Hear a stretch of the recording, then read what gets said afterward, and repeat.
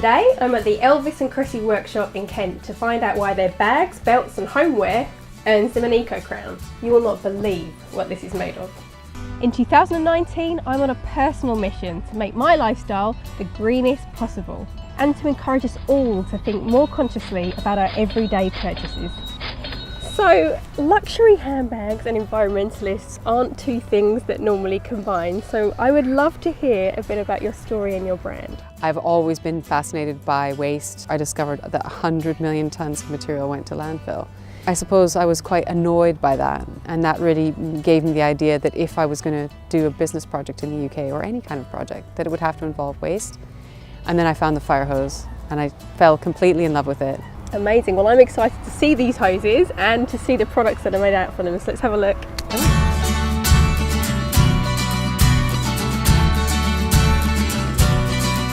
This is our key raw material. This is what we first fell in love with. So the first thing we do is we have to take the edges off, then we clean it.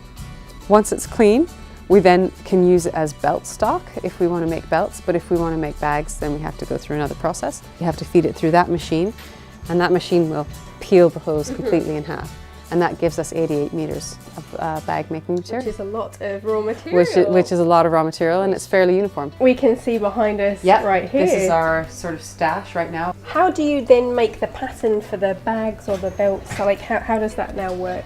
So when you start backwards and you're always trying to solve a problem, you want to solve the whole problem. You don't want to create yet more waste. So all of our patterns are based on this 10 centimeter width. So that there is no waste Yes. in your pattern cutting. Yes, it's kind of a zero waste system.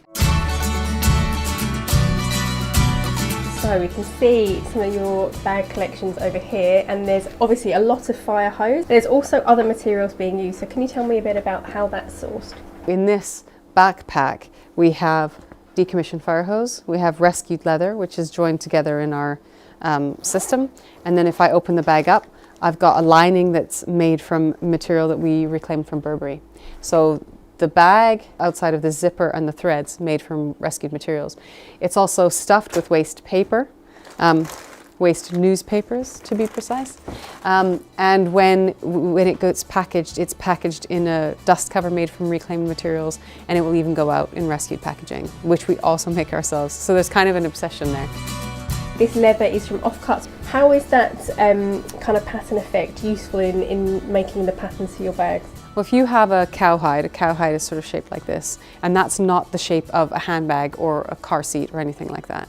So these companies will cut out the pieces that they want, and then the negative space tends to fall to the cutting room floor.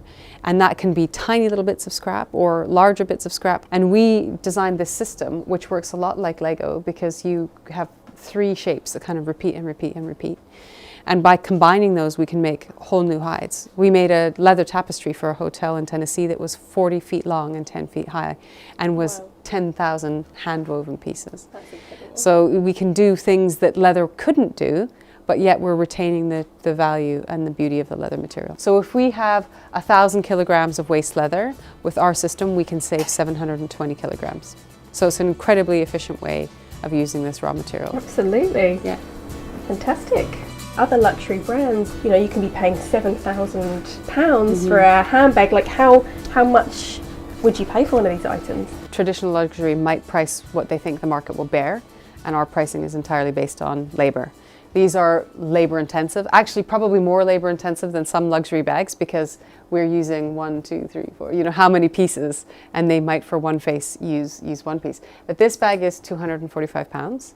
So it's quite reasonably priced. If we make it completely unaffordable for people, then we're making something that's socially responsible and environmentally responsible, only suitable for people with a lot of income, and we don't want that to be the case. I guess the unique thing about these bags is that every item is different.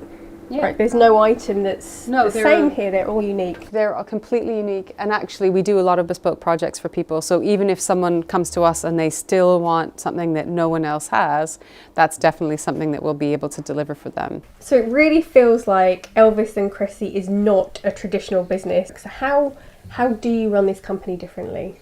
I think we started obviously with a very different DNA, and the DNA was rescue materials.